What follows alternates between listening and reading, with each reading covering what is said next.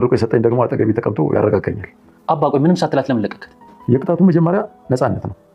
ነፃነት ያገኘች ሲመስላት ከኋላ እየተከተልኳት በሞራል ገለታለሁ። ግን ልጄ ስጋት ይገባኛል። እንደዚህ አይነት ሰይጣን ቤቷ ሄዳ ሴራ ታነሳለች። ግን አሁን በጋራ ነን፣ አታሸንፈንም። ትላንትና ግን በተናጠል ሆነን ስንራመድ ልንገታት አልቻልንም ነበር። አባዬ ልክ ነህ። ዛሬ ሁላችንም በአንድ አይነት መንፈስ ስለሆነ አንሸነፍም። ልጄ አንድ ነበር፣ ዛሬ ልጆቼ ሁለት ናቸው።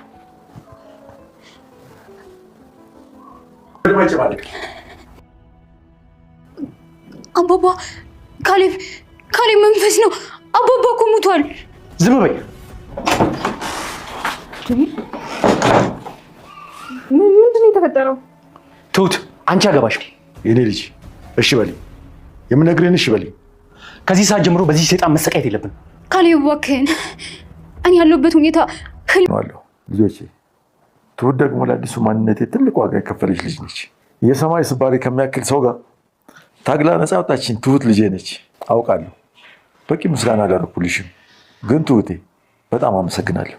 አባዬ ልጁ ካይመሰገን ልጄ ትሁት ትንሽ ሆኖ ሽቅብ አስተማርሽኝ። በመከራ ውስጥ ማሸነፍንም እንደዚሁ የኔ ልጅ። በእያንዳንዱ የመከራና የደስታ ጊዜ ከጎን የሆነሽ ክፍተቴን እየሞላሽ ነበር። ትሁቴ ምን እንደምልሽ አላውቅም። አባዬ ስለመሰከረልሽ ብቻ ሳይሆን አንቺ በጣም ልዩ ሴት ነሽ። ከአባዬ ጎን ብቻ ሳይሆን በእኔ ህይወት ውስጥ እያንዳንዱን ጎዶሎ ነገር ይሞልትሽልኛል። ምን እንደሚገባሽ አላውቅም፣ ነገር ግን ትንሽ ስጦታ እችልሻለሁ። ትሁቴ እባክሽ ተቀበይ።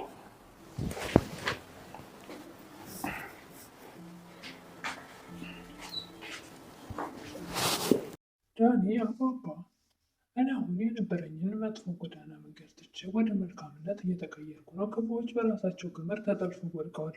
አባባ የክፋት መጨረሻው ይሄ ነው። ልክ እንደ ይሁዳ በቆፈረው ጉድጓድ ራሱ ይገባል። ይህና ትሁትን ሽጉጡን ስጭኝ። ትሁት አርፈሽ ቁጭ ካላልሽ ካሌብ የጀመረሽን እኔ ጨርሻለሁ። ካሌብ ለትሁት አንቺ ልዩ ሴት ነሽ በማለት ስጦታ ስጣት። ካሌብ ቴናን ሁለተኛ እዚህ ቤት እንዳላይሽ ዓይንሽን ማየት አልፈልግም። አባባ ተዋት ልጄ። አባቴ በፍጹም ይሄንስ አልሰማህም። እስከዛሬ የምትለኝን ሁሉ እሺ ብያለሁ። በዚህ ግን አትምጣሽ ልልህ አልችልም። ቴና በጭራሽ አልወጣም። ምን ታመጣለህ?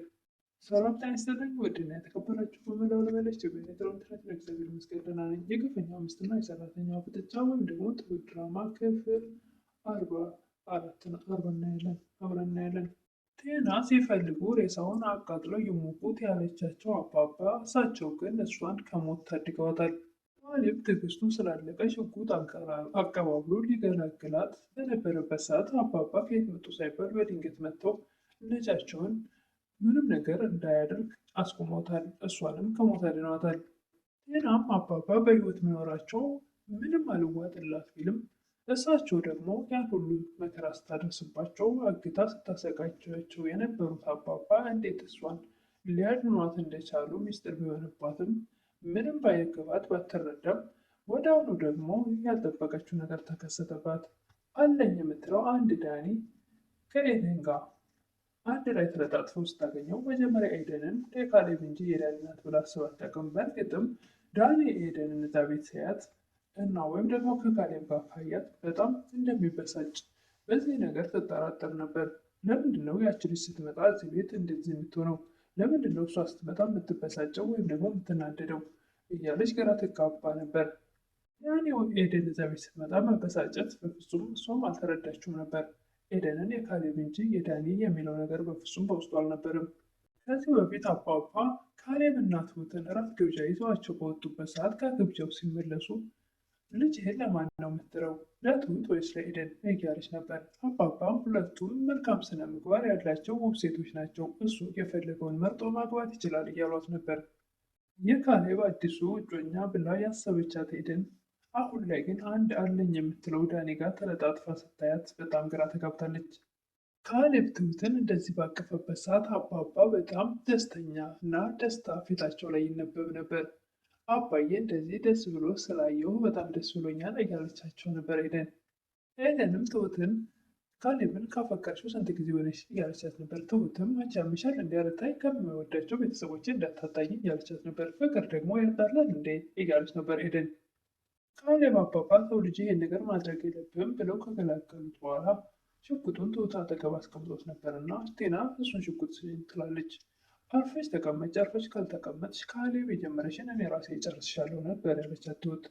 አባባ ቴናን ባጠፋችው ጥፋት ወይም ደግሞ የበደለችኝ በደል መቀጣት አለባት ባሉት መሰረት የእሳቸውም ቅጣት ኤደን የዳኒ ፍቅረኛ እንደሆነች እንድታቅና ምግብ ሰርታ ሲመጡም ደግሞ ከውጭ ወጥታ እንድትቀበላቸው በማድረግ ነበር። ዳኒም ከቲና ጋር ያለውን ነገር በሙሉ ትቶ ከነአባባ ጋር ወዳጅነቱን አጠናክሯል። አባባም ለእኔ ብለህ እኔ የታገድኩበት ቦታ ድረስ መጥተህ ራስህን አደጋ ላይ ጥለሃል። ለእኔ ብለህ እኔ የተቀበልኩትን ችግር አንተም ተቀብለሃል። አንተ መልካም ሰው ነህ። ዳኒም ከነአባባ ጋር መቀራረቡ ያጣትን የሚፈልጋትን ብዙ መስዋዕት የከፈለላትን ኤደንን መልሶ ማግኘት ችሏል። ከዚህ በፊት ከቲና ጋር የማይሆን ነገር ሲያደርግ የነበረው አንድና አንድ ከየሆነ ገንዘብ አግኝቶ በአቋራጭ ከእሷ ጋር ለመኖር ነበር እንጂ ቲናን ፈልጓት አልነበረም። አባባንም በሆነ ነገር ለማድረግ ወይ ደግሞ ልታጠቃቸው ስትፈልግ በፍጹም አይፈቅድላትም ነበር። እሱ መጥፎ ሰው እንዳልሆነ እሳቸውም ደጋግሞ መስክረውለታል። ለካሌብ ተው ልጄ፣ እሱ ዳንኤል መጥፎ ሰው አይደለም። አንድና አንድ እሱ እዚህ ቤት የመጣው ገንዘብ ፈልጎ ነው። እሷ ናት እንጂ እሱ ክፋት የለበትም እያሉ ነበር። ቴና ትሁትም በጭራሽ ካሌብ ከዘዘ ምግብ ውጭ ሌላ ምግብ አልሰራም ያለቻት ነበር። ቴናም ካሌብ እኮ ነው ምን ማለት ፈልጋች ነው ያለች ነበር። ትሁት ትዳር ማለት እኮ ከቀለቤት የዘለለ ነው። ትሁት እንደዛ ስትላት ቴና ምን ማለትሽ ነው? አንቺ ስለ ትዳር ልታስተምሪ ነው? አይ ይህን ለማስተማር ዲግሪ ወይም ማስትሬት አያስፈልገውም። እንዳንቺ ደጎሮ አለመሆን ብቻ ነው ትላለች ትሁት። ቴናም በጣም መጥፎ ቃላት ትናገራለች። ለምን መታተም ትነሳለች። እስቲ ሞክርኝ ማንድነሽ ያሳይሻለሁ ትላለች ትሁት። ቴናም ጸጥ ብላ ትቀመጣለች። ትሁት በኃይል ስታፈጥባት የፈራች ይመስላል።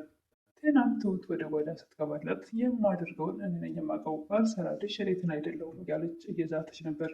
ቴና ሁሉም በተሰበሰቡበት ትሁትና ካሌብ እያወሩ ቁጭ ባሉበት ካሌብ የሆነ ነገር ፈልጌ ነው እያለች በተደጋጋሚ ጮክ ብላ ትጠራለች። አባባም ትሁቴ ያ የጎረቤት ልጅ መጥቷል፣ እንደለመደውም ሳጎርሰው እጄን ሊነክሰኝ ነው መሰለኝ፣ ስለዚህ የሚፈልገውን ሰጠች ላክልኝ ይላሉ እሳቸው። ትሁትም አባባ ጋር ስለተግባባች ልክ ሰው እንደመጣ ወደ በር ትሄዳለች። ዳኒ ኤደንዬ አሁን ባለኝ ህይወት በጣም ደስተኛ ነኝ እያላት ነበር። በየትኛው ህይወት ነው ደስተኛ ያልነበርከው እያለች ነበር ኤደን። አንቺን ባጣሁበት ጊዜ በጣም ተጨንቄና ደስታ ከኔ ርቆ ነበር እያላት ነበር። ኤደን ከዚህ በኋላ እንደማታስከፋኝ ተስፋ አድርጋለሁ እያለችው ነበር። ዳኒ ኤዱዬ የሰጠሽኝ እድል በፍጹም ድጋሚ ማግኘት የማይቻል ነው፣ ስለዚህ ከአሁን በኋላ በፍጹም አላጠፋምም አላስቀይምሽም እያለ ነበር። ካጠፋ ደግሞ በፍጹም ድጋሚ ልታይኝ የማትችል እያለችው ነበር። እኔም እኮ እንዳላጣሽ ብዬ ነው ከአሁን በኋላ በጥንቃቄ ለመኖር የተዘጋጀሁት፣ እኔም እንዳላጣሽ ጥረት አድርጋለሁ እያለ ነበር ዳኒ። አባባ የክብር እንግዳ አድርጎ ስለጋበዛቸው አባዬ የክብር እንግዳ ስላደረገኝ በጣም ደስተኛ ነኝ እያለ ነበር። ኤደንም እሱ እኮ ደስ ይበላቸው ብሎ ነው እንጂ እኛ ቤተሰብ ከሆንን ቆይተናል እያለች ነበር። እንም ዳንዬ የነበረውን ፍቅራችን ለመመለስ የምታደርገው ጥረት በጣም ደስ ብሎኛል እያለችው ነበር። እኔም እኮ ድጋሚ ላገኝ የማልችለውን እድል ስለሰጠሽኝ እጅግ በጣም ተደስቻለሁ፣ ደስተኛ ነኝ እያለት ነበር። ድጋሚ ላገኝሽ አልችልም ብዬ ተስፋ በቆረጥኩበት ሰዓት እንደገና ወደ ድጋሚ ወደ ህይወት የመጠሽ ህይወቴን እንደገና ተስፋ ሰጥተሻታል እያለ በጣም እንደተደሰተም እየገለጸላት ነበር። ኤደን እና ዳኒ ፍቅራቸውን እየተገላለጹ በነበረበት ሰዓት ቴና ያየችውና ያልጠበቀችው ነገር እጅግ በጣም አስደንግጧት የዛሬው ቪዲዮ እንግዲህ ያለቀው እዚህ ላይ ነው። በቀጣይ ምን እንደሚፈጠር እንግዲህ ቴና ትሁትን ወይስ ደግሞ ኤደንን? ትሁት ከካሌብ ጋር እያየቻት ነው። ኤደንን ደግሞ ከዳኒ ጋር አለኝ የምትለው አንዱ ዳንኤል ጋር። ቴና እንግዲህ አልፋ መቼም አልፋ አትቀመጥላቸውም ለሁለቱም። የትኛዋን ደግሞ እንደምታገት እንግዲህ እሱ ምን እንደምታስብ ቀጣይ የምናይ ይሆናል። ትሁትም ላይ ሆነ ኤደን ላይ የማትጠብቀውን ነገር ስላየች ሁለቱንም ለማድመድ ዝግጁ እንደምትሆን መቼም እሱ አርፋ እንደማትቀመጥ ለሰው ሁሉ መልካም ነገር አታስብም እና እንግዲህ እሱን ቀጣይ የምናይ ይሆናል ምን እንደሚፈጠር። ለምታበረታቱኝ እህቶቼ ምስጋና ከልብ ነው። አዲስ ሆናችሁ ደግሞ ሰብስክራይብ እያደረጋችሁ አበረታቱኝ እላለሁ። አመሰግናለሁ።